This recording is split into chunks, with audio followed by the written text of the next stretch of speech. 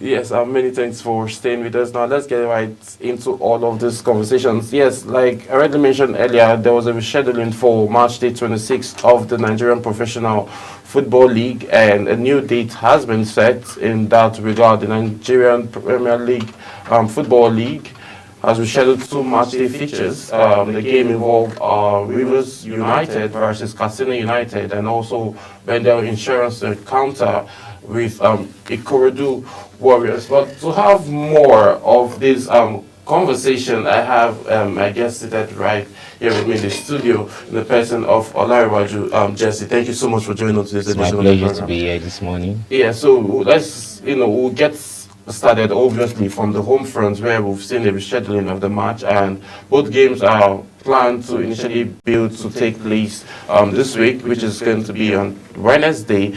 Will be played within Wednesday as well as Thursday. The NFL Chief Operating Officer Davison Muri disclosed this in a memo. Davison stated that the rearrangement of the features was necessary by broadcast demand. He urges that the MPFL teams to ensure adequate and necessary measures are put in place to have a hitch-free game. So looking at this now, we've always have issues coming with rescheduling of matches, which sometimes tend to prolong the matches that is meant to be played in the EPL.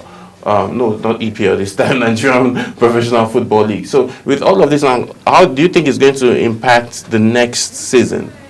Yes, actually, because everything is scheduled. So working on schedule, playing with the games in the African CAF, or now with the schedule now is going to actually affect, because everything is planned. Yeah. But this our system in Nigeria, everything is fire brigade approach. Because I believe all these clubs are supposed to have put everything in shape, adequate stadium, the cameras angle. I believe because they want to televise the game. Yes.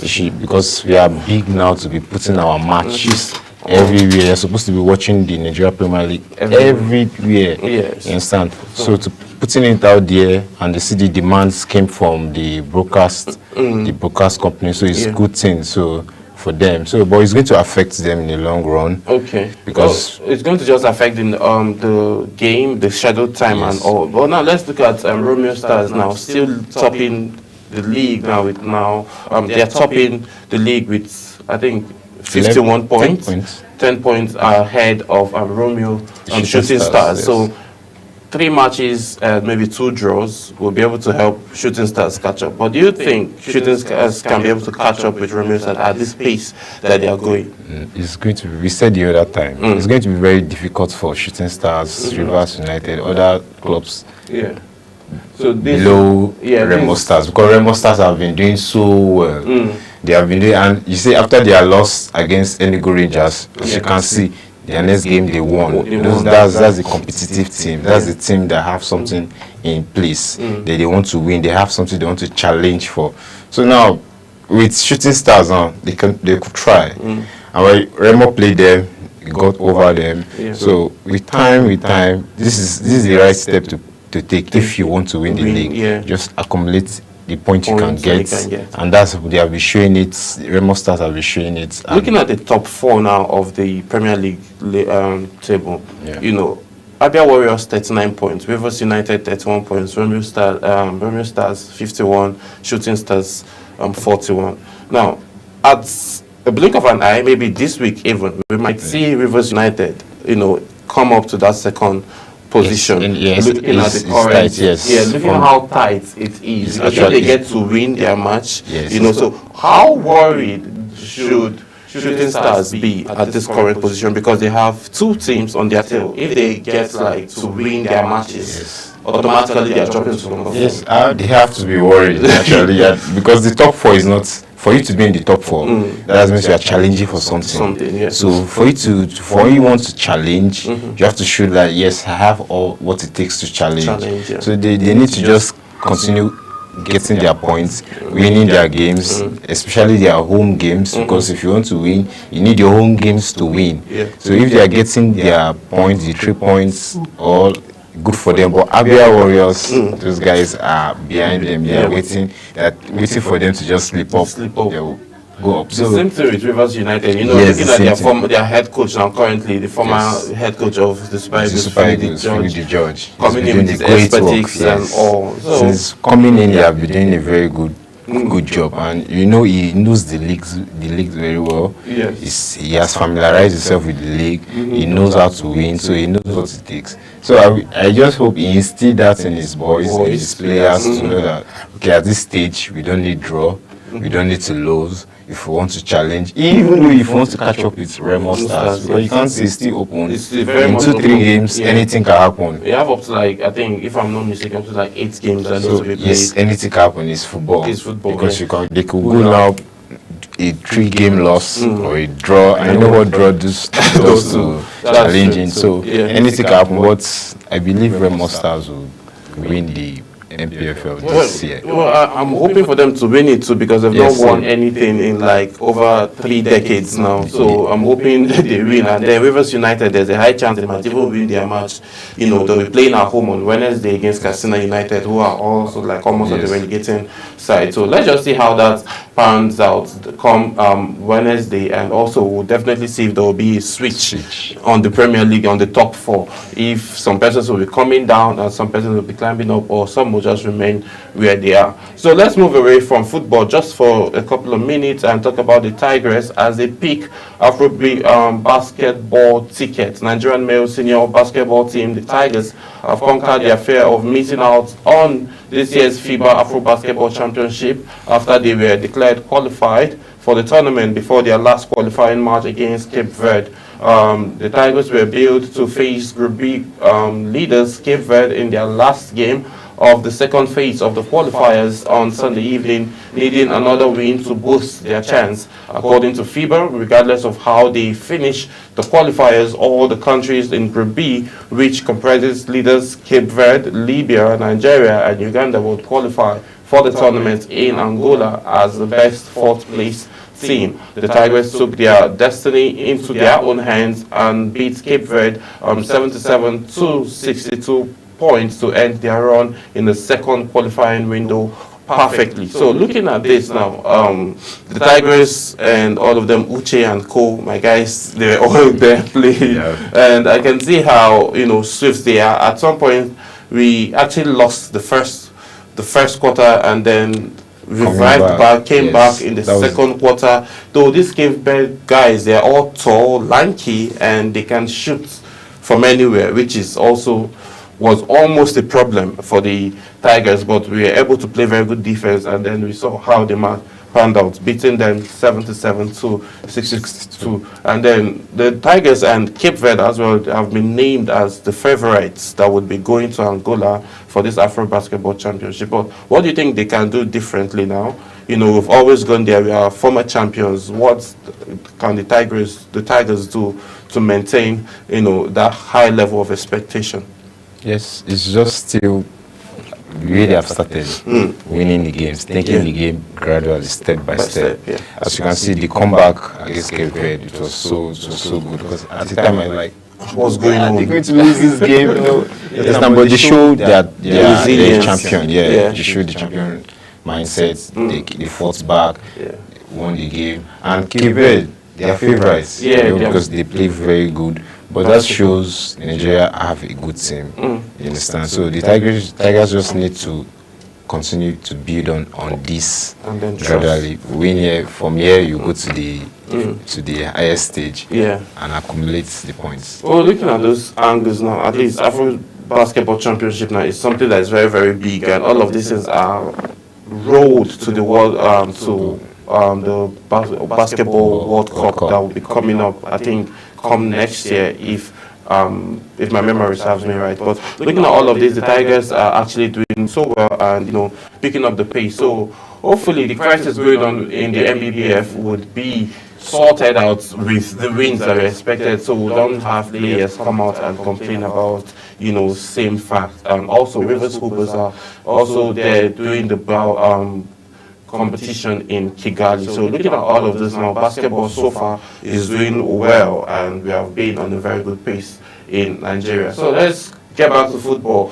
where we're saying Victor Osimhen saying he's eager. He can't even wait this time because form is just too much for him. The Galatasaray striker Victor Osimhen is eager to feature in the 2026 World Cup qualifiers for Nigeria under new coach Eric Chelle, as the Super Eagles hope to get their campaign back on track.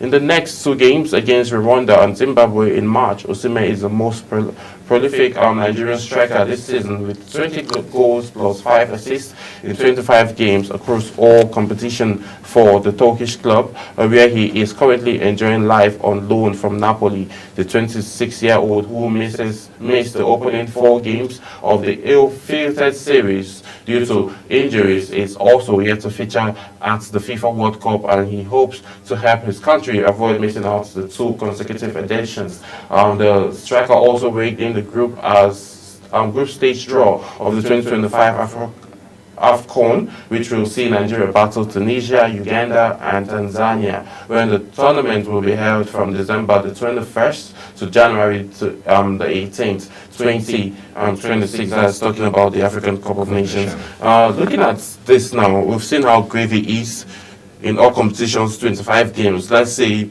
he has an average goal.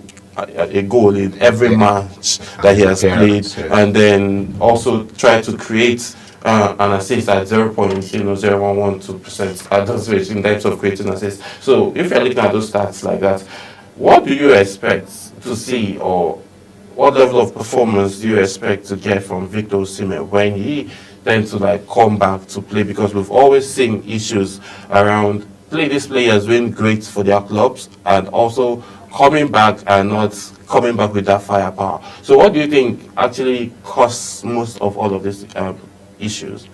I feel number one is injury, because most times when we needed those players, they are not fit to come play for the country, or when they come to the country, they are either injured or nursing an injury. You understand? So, but the mindset now is different. These players now, they know that we need to qualify. These 2 games coming up in March is a must-win game.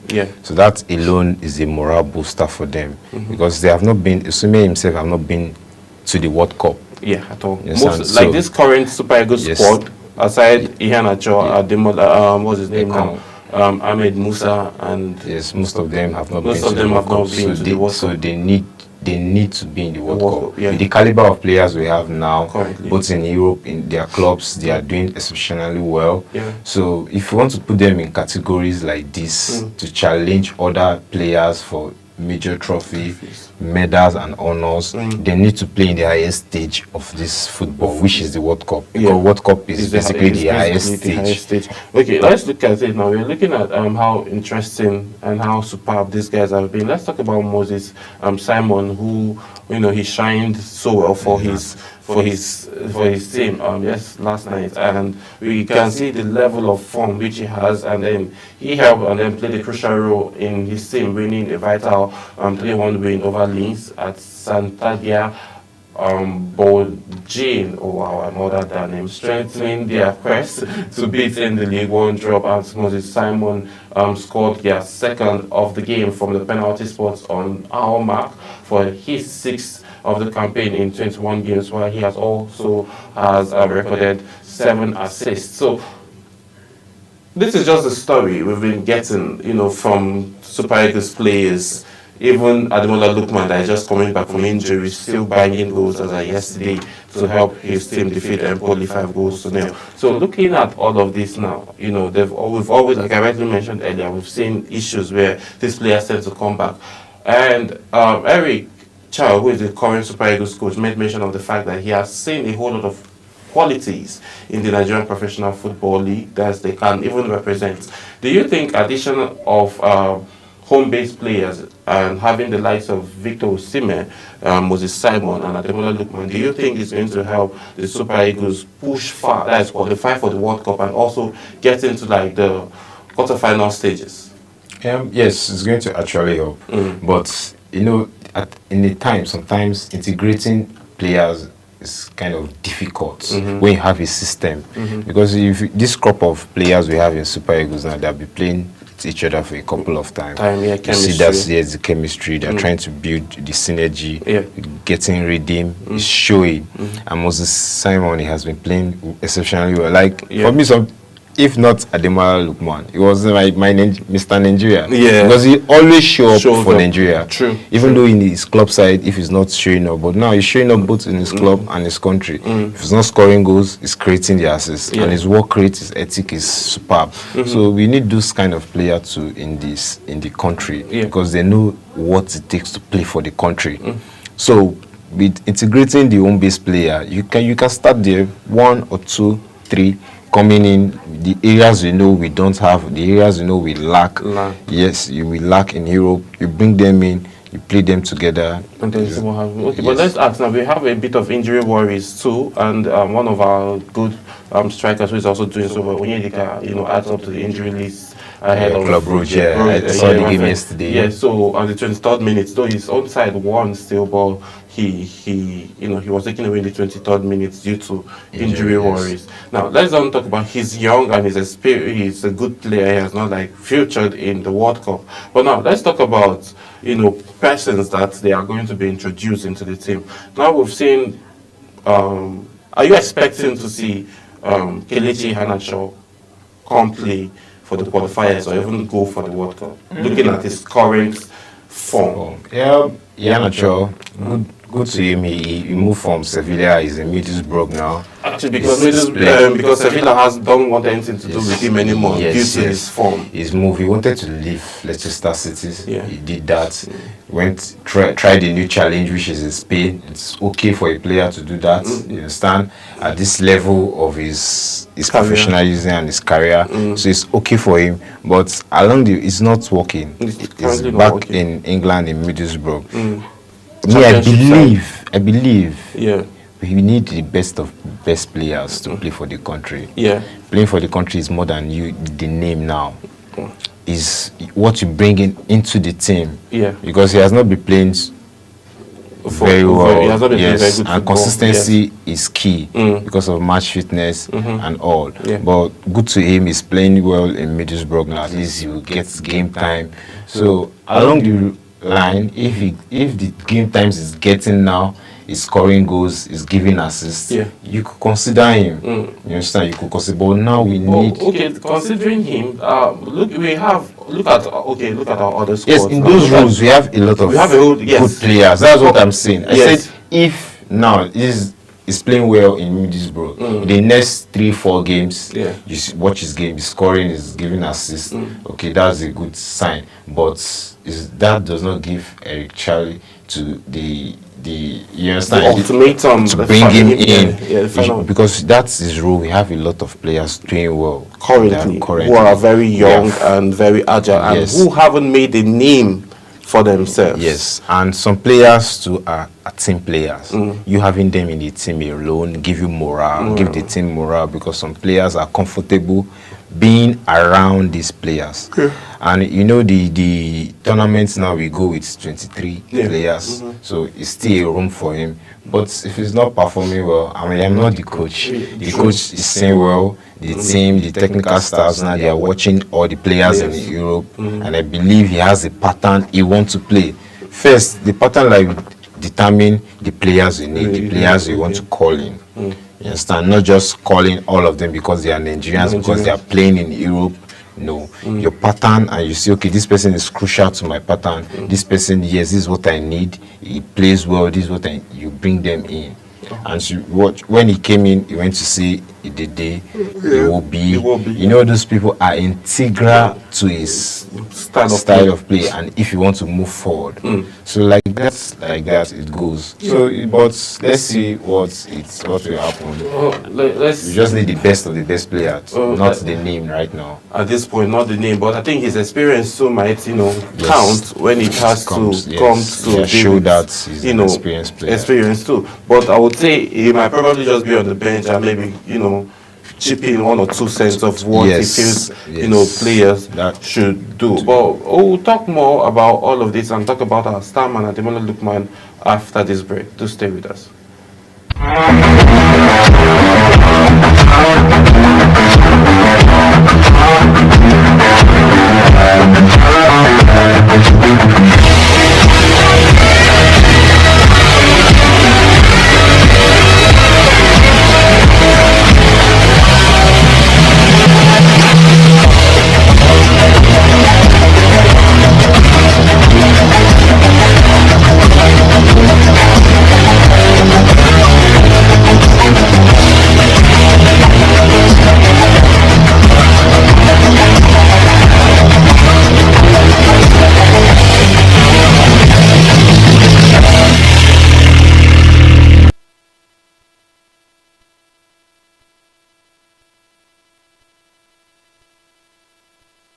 Social, economic, cultural, and political conditions are constantly in flux, requiring regular conversations on the many contexts and informed analysis of their dimensions. Now, these discussions are not just about understanding the present, but about shaping the future. Foremost Bayes University is taking this lead through the Bayes University Debates, hosted by Global Television. Analyzing and debating issues big and small, Bayes University Debates presents a vibrant forum where we invite academics, intellectuals, and prominent personalities to share their diverse views and ideas on topical issues. Your unique perspective is a valuable addition to our rich intellectual community. Engage in respectful, challenging debates where we try to find common ground, keep our minds open, and seek truth and understanding. Don't miss the opportunity to join the conversation on Bayes University Debates at 9 p.m. every last Tuesday of the month. Showing on Global Television Channel 365. Start times Channel 276, free to air on Nikinsat. You can also download the Global TV app on the App Store and Google Play Store. Be part of the action.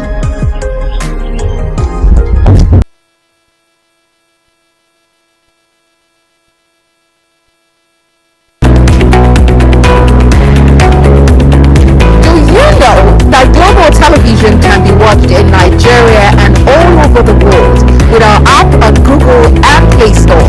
All you need to do is download Global TV Nigeria on your phone and watch all programs on Global Television.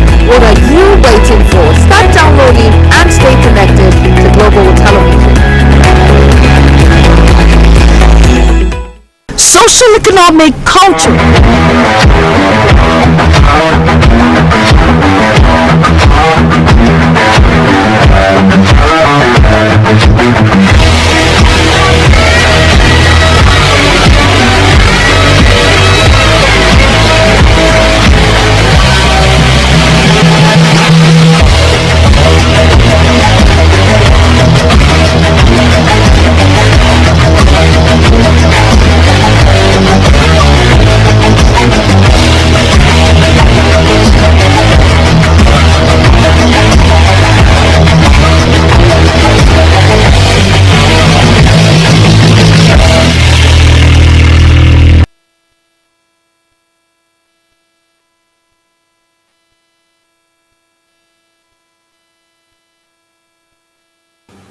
Yes, many thanks for staying with us. And now let's talk about Ademola Lookman, who had a rift with his manager just last week, and then this week, or still last week, he came out and then still proved the man wrong, that he is still the man, despite having suffered injury and being out for like 6 games. Super Eagles International, Ademola Lookman delivered a standout performance in the first half of Atlanta, who took the commanding 5-0 lead against Empoli at the Stadio Caro. Atlanta needed 3 in the first half and added 2 more in the second half, with Ademola Lookman delivering a brace. The Nigerian forward was instrumental in his team's dominant play, scoring a goal and consistently threatening the opposition defense. Lookman found the net in the 43rd minute with a well-timed finish, adding to Atlanta's lead after earlier on goal by Emmanuel and a striker from Mato, and a strike from Mato. Looking at this now, you know, JJ Okocha had something to say during the rift that was going on between back and forth going on between Ademola Lookman and his head coach. JJ Okocha, who is a legend, says that his coach only overreacted. You know, team members and managers tend to have what's it called now, disagreements, and sometimes emotions run high and all. So can you attribute that play to the fact that Ademola Lookman was the final hope for Atlanta, and then he didn't deliver? Do you feel emotions were running high for the manager? That was why he came out and made the statement he made. Yes, emotions. Yeah. You know, in this football, we play in majority, like a lot of people put their all into football, emotions, everything into it. So yes, emotion can be part of why he had to say that. But as a coach that have been in this business for long, you should know how to manage your player, how to manage them away from the press, for slander, from bashing. I believe he's supposed to have done that. Yes, it's not just coming out to put a player, just a player under the bus. But I like Ademola Lookman now. I like his response. He showed it. I told you the last time I was here. You saw his statements. That's the classic. That's a player that knows what he's doing. And he let the fans know, I'm here to stay, and I'm going to keep delivering. And that's what he did yesterday. Against second half, first half he came in. I told you the other day, if Ademola Lookman would have started that game against Club Brugge, it's a different ball game. There will have been a glimpse of hope. But you left him on the bench. You guys were losing 3-0, bringing him in to come and start, and he came in, he scored, missing a penalty. Everybody wants to crucify you understand? But I love the reaction from the fans. The fans too supported him. There was a banner for him, like showed support. Both the players, ex-players, JJ too. I saw Samuel Eto's to support. Yes, everybody, you have to support him because it's the African best. And you cannot define a player by penalty. You can't use a penalty take to define a player. I showed you that I don't need penalty to score goals. But in this, as a footballer, you need it at a time when it comes to score. But he has been scoring the penalties. He has been scoring goals. So kudos to him. I love what the response was so high. It was massive. As a Nigerian, I am proud. And in his statement yesterday, in his tweets, he said, "Pain into power." Understand? He showed that's how it is. That's the mentality this young lad had. He's a winner. You understand? You know that is aside. That cannot just stop him from showing up. So and now. Imagine he did not score yesterday. It would have good routes. You understand? But I just like you see people talking, this, that. But he scored 2 goals first half. So everything changed. Put him there. But looking at this now, this has happened. I don't know. I think currently they are not in the same page with his head coach. But do you think when the summer comes to an end, that Ademola Lookman might want to leave Atlanta to maybe a bigger challenge? He might, depends on what the club's coming in for him. And he's a very good player. I told you in January. In January, teams came for him in January. That's what started Europe this. Because the coach, I believe the coach knows that these clubs are coming in for this guy. I'm not going to have this guy for next season challenge. But it's normal. It's normal for a footballer to try a good challenge. And once a big team, a bigger team than Atlanta comes in, it's a good step for him. Everybody wants growth. That's really to the coach too wants growth. If you see a bigger team with a bigger package, you understand? Yes, you try. You think about it. So it's okay for him to go. And I want him because he's a big player. So you have to be in a big club. Okay, let's look at La Liga now. We saw what Madrid did to Girona yesterday, defeating them 2-0, and then they have strengthened their title chase. Looking at it now, Modric was the man for them yesterday. Like that's the right word, senior. Real Madrid secured the 2-0 victory over Girona at the Santiago Bernabeu, further cementing their position in the chase for the La Liga trophy.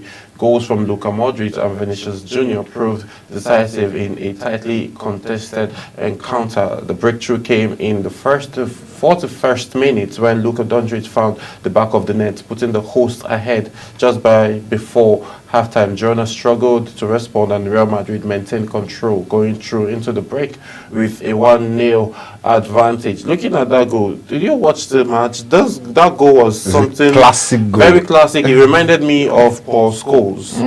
Reminded me of Paul Scholes. That was when Manchester United was still Manchester United. Days. Yes, their glory days. Yes. And then also reminded me of Chelsea's glory days, Michael Essien. And then we saw a goal like that too that came in from John-Mikel Obi when he was still in Chelsea. Now, looking at the Madrid squad now, we can overemphasize how great that team is and how, superb Ancelotti is as a manager to that team.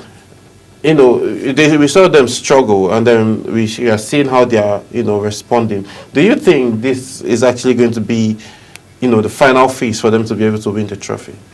To win the trophy, you need to continue winning your games. Yeah.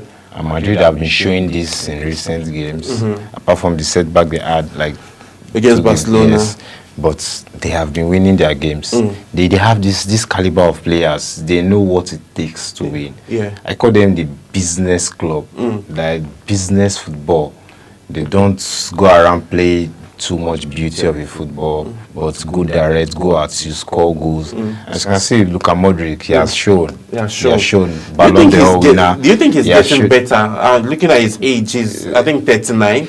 It's a fine one. He's 39. It's a fine one. So it shows, his growth. If you watch Luka Modric, if you follow his professional career, coming in from Tottenham Hotspur, left at 26 or 27, he left.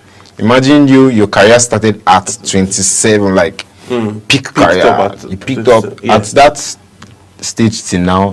Over a decade, he has won a lot of trophies. A whole lot of trophies. Won Ballon d'Or, goals, assists. Single-handedly took his country Croatia to the World Cup finals. He has been there. He has showed, and it's a good thing for the team because it tends to pass the knowledge of this football to the younger lads. You can see the Tchouameni, the Valverde, the Ceballos, the Jude Bellingham, all those midfielders. I believe they will be learning from Luka Modric because he's a great midfielder. He knows how to pass the ball. He knows how to build up. And he's still marking. He's marking you. Like, is this guy 39? Like, he still has that strength, and his football management, his football ability is superb. Okay, I just want to ask, for goalkeepers, we know when they advance in age, that's when they get better. And then we are seeing a couple of midfielders who are advancing in age and also getting better. Do you think there's just something about age and playing a particular role? Those are the players. These players are players that when they were growing, these players understand the game. They understand football. So it's not about the strength now, it's the mental strength and their fitness. Once they know their fitness level can play, because it all boils down to fitness. If you're not fit, you cannot play to this age.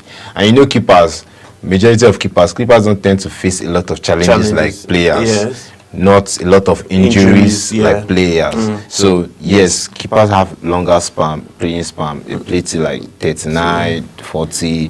But see midfielders, because all the days of Modric life is marking. Yes. Either it's not marking, it's passing. Because his role as a 10. And at the time he was playing 4. He has played every role in the midfield. Yes. But it still shows, okay, I can deliver at this stage. Kudos to Toni Kroos. He retired. Toni Kroos wanted to retire. He feel like, okay, I want to go into something else because he can still be playing. He's a very good midfielder. Yes, he wasn't even playing like someone who has gotten to like some people say the road. Some people will still want Toni Kroos. I won't be surprised. I want to see Toni Kroos play football. Still, you understand? That's the level these guys have played. When they were coming up, they keep this consistency. The high tempo of football, and they were now mastering their crafts. They were just beginning to play same as Modric too. Okay, let's go away from that. La Liga, Real Madrid almost at the verge of winning the trophy. Now let's talk about the dramatic faction of Nottingham Forest and Newcastle. Isca scoring, and Alexander Isca scoring, the brace, double twice, and putting inside in front. But now, the goals came in early. I think 11th minute first goal, and then he continued in first half 4-1. I was just like, is it PlayStation? I was wondering, like, is it the actual game so fast or fantasy football? Well, now looking at Nottingham Forest, we know how stubborn and how they can be if they want to come back. Do you think that Nottingham Forest actually took their eyes off the ball for a few minutes and then forgot to go out then with those firepowers as always? Yes, we watch because if they are playing Manchester United, Chelsea, or Man City, we see how they start. They played well. They started playing well. They scored early. They lost concentration. That's what I can say. They lost concentration. And Newcastle replied them quick. Like in 28 minutes, they 4 goals in 28 minutes. You understand? That's a lot. So that's to show how the Premier League is competitive. If you snooze, you lose. That's safe. But it's a good thing for Nottingham Forest. They fought back 4-3. The game ended 4-3. So that's a good challenge for them. It shows they are there at that level. But let me say congratulations to you guys. You guys are 64 points clear. Liverpool and then defeating Manchester City 2-0. Manchester United played a goalless, 2-2 draw just this past weekend. We saw Chelsea losing 2-1 after scoring first. You know, Chelsea has that problem, and now they are down in like number 7 or 8 thereabouts on the Premier League log. But looking at this guys now, Liverpool, I think you guys are you're cleared off for winning the championship. Don't you agree? We can't say that. You understand? Let's say, because with the history of how we have chased this Premier League, we have been chasing it for like 5 years. Man City, they have won the league like 2 times. They won the league with 1 point, 2 points. You understand? You show that, okay, there's a league to win now. It's glaring. The players want to win. The mentality, Mohamed Salah, exceptional. Van Dijk, everybody, the team wants to actually win. You understand? That's the difference between this and other teams. There's something, there's something to chase. And as you can see, they have been turning up in big games. So you need to win your big games. You need to win your other games. And kudos to them. Just 1 loss in the whole game this season, and few draws. That show determination they want to win. So it's a good thing. What do you think is the problem with Manchester City? Do you think Pep Guardiola's divorce is actually psychologically affecting him? It's just fatigue. It's normal. This is fatigue. This is a trying time for them because they have been playing well. It will go around. Yes, it's go around. Liverpool face their own share. Last season, like injuries, 2 seasons ago, injuries. Arsenal too faced everybody. But that's why squad depth is very important. Squad depth, and you have players that are mentally fit also. Coming back from injury, you know that okay, you need to just pick up and good. But Liverpool players too, they're facing injuries, but not like other teams. But coming in, the ones there, they know we need to win. That's why it's not showing. Everybody are facing. They have their own fair share of injuries this season. Last season, everybody have the fair share of injury. But it boils down to how much do you want it. How much do you want it? And Liverpool want it more. It means more to us. Well, it means more to you guys. It's seeming like it's because a whole lot of persons were on that number 1 position, and then they gave it up by losing and playing draws, and then Liverpool kept coming up, and then now almost sitting on the throne. Well, let's see how the remaining weeks, remaining 11 games, so let's see how we take the game gradually, and it's good thing for Liverpool. At least in the last 11 games, they have 7 home games, 4 away games. So you just need to win like 5 games. That means it's looking as if Liverpool has everything settled, and then it's in their hands. Everything is in Liverpool and the players' hands. They just more at advantage as it stands, like currently. Okay, let's say Liverpool gets to win. Arsenal will still chase as they always chase. Manchester United will still also chase as they always chase. Chelsea will keep still being Chelsea as they are not ready to win. So they are not tight contenders. Yes. I think that's that word. It's that word that brought down Chelsea. Personally, I said that because they were like 2 points behind Liverpool at that moment when he made that statement. And then since then it's affected the mentality of the players. Mentality is very is what you put there, you show. So it happens to them. Let's see how they will come out from it. It will be very shameful for Chelsea if they don't get to qualify for Champions League come next season, looking at the pace at which they are going, and once they have spent and the money they've spent a lot. So I think they need to look into their management and also rearrange the way that they run the entire Chelsea squad. So as we set to round up, let's have a quick conversation about the NBA, as we've seen that Jimmy Butler and the Warriors have been have been on a 5-game winning streak since Jimmy Butler joining Golden State Warriors. And then Steve Kerr, who is the head coach of Golden State Warriors, says they don't have size. Jimmy Butler is currently the biggest guy they have, who is currently 6'7", Stephen Curry 6'2", Draymond Green is actually 6'6", and also Moses Moody is 6'3", is 6'5". Yeah, so they don't have much size like 6'8", 6'9", but still, they said they have lots of brain power, and then we've seen how amazing they are. They've climbed now; they are now on the 8th position in the West, and then they are looking to, advance into the play-in and also get into the playoffs and see if they can contend. But now, we've seen Jimmy Butler, playoff Jimmy Butler. We've seen playoff Draymond Green, and we've seen playoff Stephen Curry, which are all scary guys when it comes into the playoff because they are always on a different momentum, just like every other team. But looking at this now, last year when Stephen Curry won the MVP as during the All-Star games, he went all through to beat Boston in the NBA Finals. Now he won again. Are we expected to see him going all the way out to beat every other team that he might face in the NBA playoffs and then make it through and then win the NBA championship? We would see how that plans out, but we still have lots of time in our hands, and there are still a whole lot of games that need to be played in the NBA currently. And then there are a lot of features that will be coming in, and tomorrow we'll be expecting Luka to make a trip to Maverick Dallas for the first time since he left, where Lakers will be facing Maverick Dallas in a clash.